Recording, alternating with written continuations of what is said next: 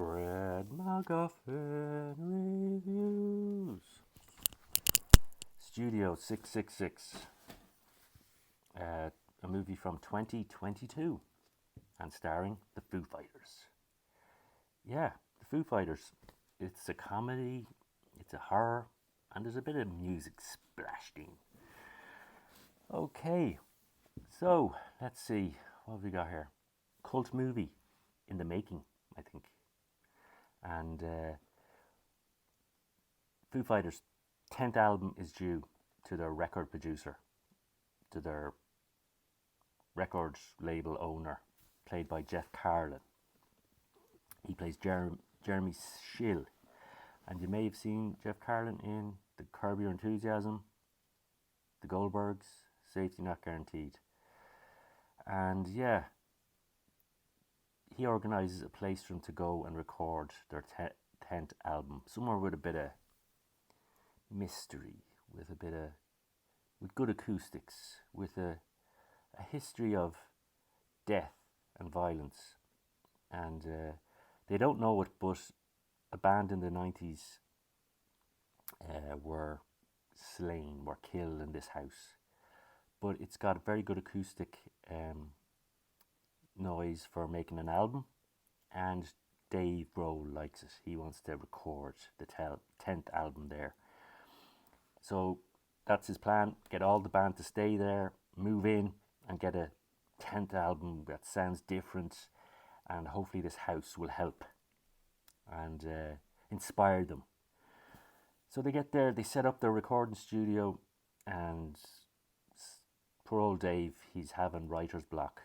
He's not coming up with anything original and new until he finds his way to a hidden room, a basement in this house. And in there's some strange stuff. There's some strange recordings. There's demons, and he gets possessed. Oh yeah. And I suppose if you're a rock star and you're possessed, and the possession inspires you to make new music, well, what can be so bad about that, huh? So our director here is B.J. McDonnell, and he does a good job. He's also directed Hatchet 3, Slayer, The Repentless Killology, and music videos for Slayer. And he does a good job with what he's got to deal with here. The story is pretty slim, but still fun. Dave Grohl, it's based on a story by him, and Dave Grohl has also been in a few little things. Of course, he's been in music videos, but Bill and Ted Face the Music, and Tenacious D, Pick a Destiny. He's the devil himself. Oh yeah, the group, we have Nate Mendel, Pat Smear, Taylor Hawkins, R.I.P., legend, Rami Jaffe, and Chris Shiflett. So that's the band, and the band are all likable, and yeah, they all do a good job. I like Dave Grohl I like Dave Grohl. He's good at playing himself, does a good job. And so yeah, as we go on, things get stranger and stranger in the house. The neighbour, played by Whitney Cummings, Samantha, she plays Samantha. She tells them of the history of the house. And these guys need to get out of there. Dave wants to finish this album. He's got this satanic song that lasts 45 minutes that he wants to finish, and he doesn't know how to finish. And the sooner they finish and get out of there, the sooner they might survive. Whoa, oh, oh. So yeah, there's some good cameos in this. Keep an eye out for a very famous horror director that shows up, that also does a lot of scores for his movies. Some good cameos, as I said. Will Forte shows up as a delivery guy. Yeah, there's some very funny stuff in this. I can see this being a cult movie down the road eventually. And yeah, it reminds me of the Pick a Destiny, Tenacious D movie. Has that become a cult classic yet?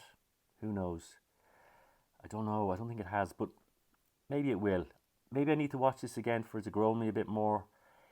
It felt like a bit of a drag at times, but there's some fun moments, some good comedy. Band are very, yeah, you know, good job. Some great special effects at the end. The possession of Dave Grohl is done very well. There's some good things to like in this. But I think if they'd gone more with the Hard Day's Night route, with more of their music and more of a wackier story, yeah, it might have been better for me. But look, if you're a Foo Fighters fan and you want to see the band in something like this, you're going to enjoy it. A bit of comedy and good laugh. So yeah, I'd give this a, let me be generous, look, I'm going to give this a 3 out of 5.